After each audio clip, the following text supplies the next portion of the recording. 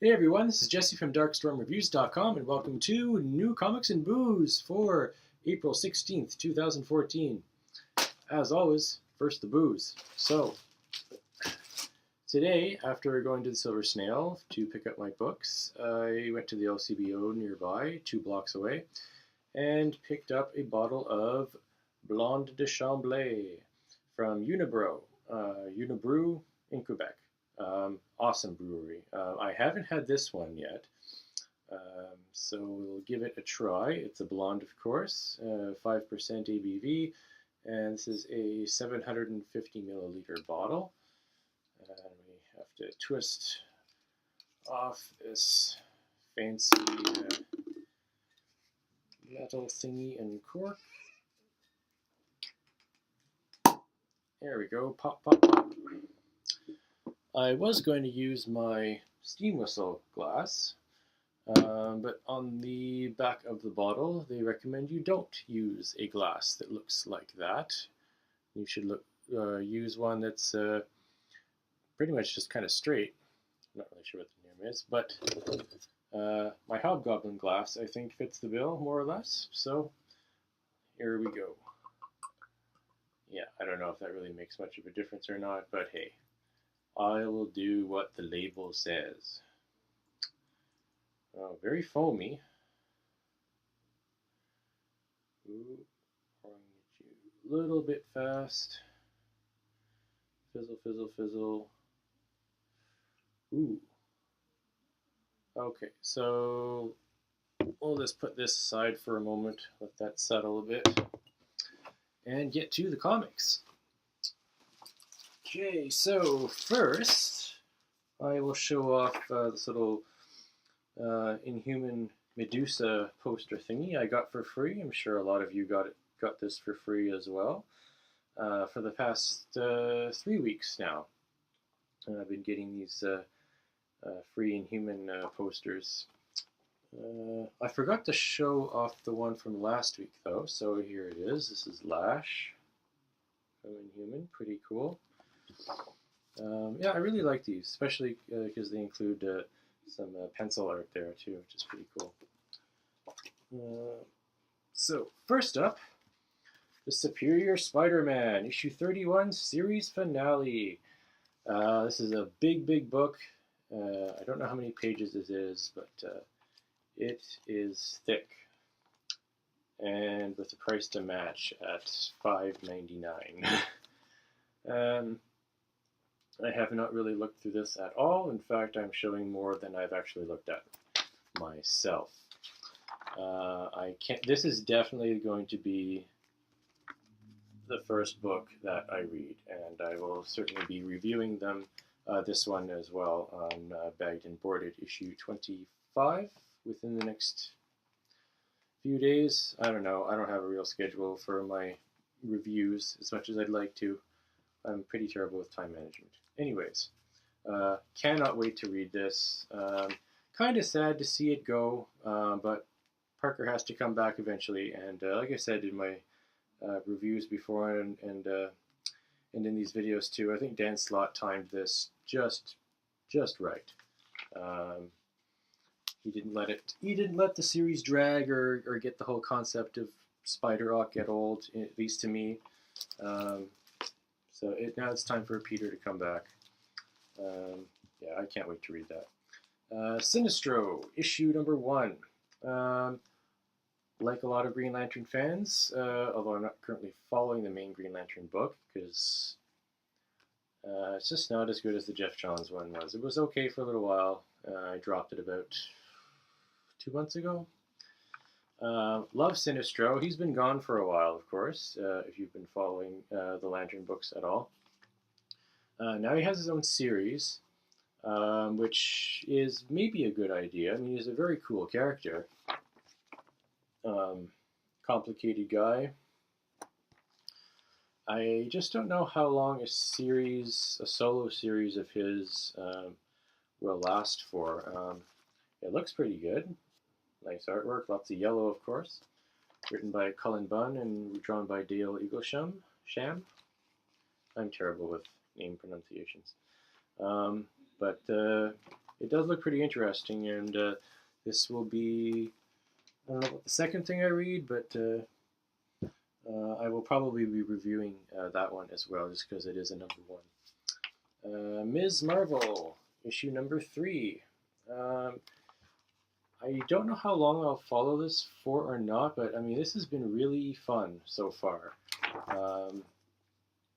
It's cute, it's funny, it's interesting, and it is certainly different to have Kamala as the new Ms. Marvel, Muslim Ms. Marvel. Really nice artwork too. Yeah, I don't know. I really like this series a lot so far. I'm trying to cut back on the amount of books that I buy on a regular basis, you know. But I tried the first issue out of this and then the second, so I may be following this for a while. It's pretty entertaining. Deadpool versus Carnage, issue 2 of 4, so it's pretty short miniseries. Pretty funny stuff, just flipping through this here. Deadpool meets a big fat Deadpool fan. And of course, Deadpool's a little uncomfortable. But yeah, this has been pretty crazy, pretty nuts so far, of course, which is what you'd expect. There's a neat shot of Carnage there. Anyways, there you go. Oh, well, it looks like this blonde has settled somewhat. Very cloudy. It looks actually. It looks like a Belgian wheat beer, like Hogarden. It's all cloudy. Blondes don't usually look like that. Sediment at the, I don't see any sediment, but I'm sure there's some at the bottom of this bottle. So, smells kind of citrusy, little floral.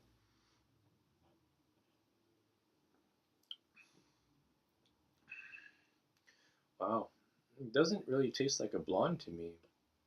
There's quite a bit of carbonation, but not too much. The head has a kind of a, not quite fizzy, but not quite as foamy as, it is a fairly good lasting head. It's still there. It's been sitting there for a little while now. Still hasn't completely dissipated, gotten flat. It tastes like a lot like a Belgian wheat beer to me. I can taste like coriander and some kind of citrus, like I don't know if it's orange peel or something else. Yeah, this really doesn't taste like a blonde to me at all. It's very tasty. It's refreshing, like a Belgian wheat beer, like a Hogarden or something else like that. Well, if you haven't tried Blonde de Chambre with these lovely ladies on the label there, I definitely recommend you check this out. It's tasty, it's refreshing. It's got a kind of a light medium body. It's not really heavy. Yeah, I'd say it's probably got a medium body. So it will fill you up after a little while. It's not something you can just pound back like a, I don't know, like your typical macro, I guess, like a Canadian or a Bud or something like that. It's got, it's definitely got a substantial enough body. Excuse me, goddammit. Anyways, back to the comics. The Auteur. I really enjoyed the first issue of this, which was kind of difficult to describe. I did review it on Bagged and Boarded. Forget which number it was, but I did review the first one very favorably. It's pretty nuts, man. A little bit of the old ultra-violence there. Really, yeah, like I said, I don't even remember what I said in my review. Well, there you go. There's some more pretty outlandish, crazy stuff there. If you like nuts, if you like crazy, creative, and I really like the artwork too. If you like, oh yeah, and it always comes. The first issue too came with these like fake movie posters. Here's this one for Zombie High. Pretty neat stuff. Frankenstein Alive, Alive. This is issue 3. I was very surprised to see this in the email list at Summer Snail that this was going to be coming out finally. It has been well over a year. I think, since issue 2. I should have looked that up actually before I started this video, but I think it's been about a year since issue 2. That's how long it's been. But I mean, just like the first 2 issues, just looking at the art by Bernie Wrightson, you can see why it takes so long, and it is just definitely worth the wait. I mean, the artwork in this is just spectacular. It's like there's so much detail and in the shadows and the light and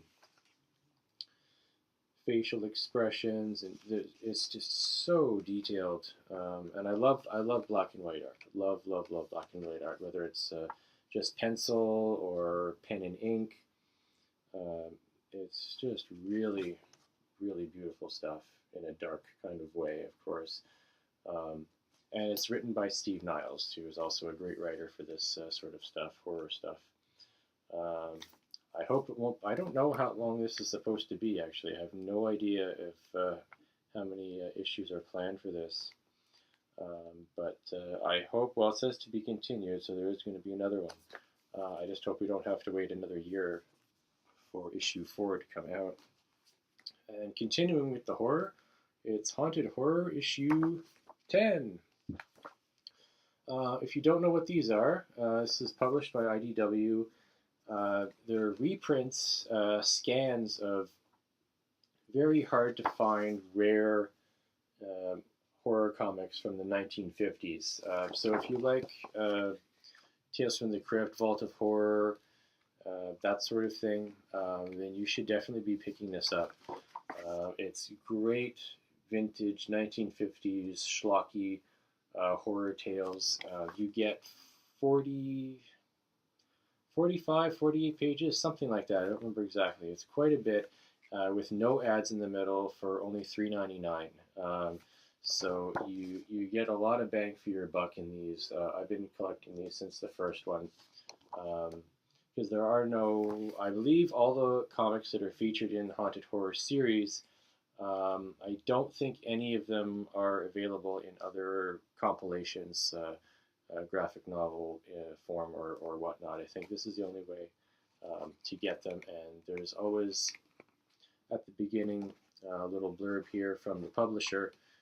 If you collect horror comics and other Golden Age fare, we're always looking for scans for use in our books and comics. Please contact. So there you go. If you have anything rare, maybe get a hold of them and see if they want to scan your stuff. Harley Quinn, issue 5? 5. This has been pretty fun so far. I mean, there's really nothing not to like here. I mean, if you like Harley Quinn, and if you don't really, why don't you? She's awesome. Written by Amanda Connor, and she does the cover again, well, with somebody else. So Paul Mounts.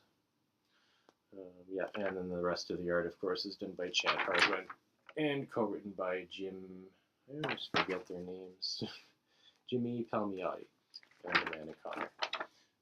So, yeah, I don't foresee this getting stale anytime soon. As long as this creative team stays on it, I think I will continue to be picking that up. The Star Wars issue 7, only one more to go. Issue 8 will be the last one, and we will see how George Lucas's original vision of Star Wars would have ended. Now, a lot of people have already read the original scripts online. I have not, so it's all new to me. I mean, I knew of it, of course, for a long time, but I never actually found it online, or went to even look for it online. But as you can see here, this is Enter the Sith. Really nice artwork. I went over it. Yeah. And if you don't know how different this is, it is extremely different. This guy here who looks a little like George Lucas, only a little grayer. That's Luke Skywalker, just as one of many examples. Oh yeah, that's a weird one too. Like this green dude who looks like Swamp Thing or Martian Manhunter there. That's Han Solo. So there's a lot of differences. And lastly, Supergirl, issue 30, Red Daughter of Krypton, part 2. I think it's part 2. Part Z, Red Remembrance. Okay, well, yeah, I don't know how long Kara is going to be a Red Lantern for, but I'm really enjoying her as a Red Lantern.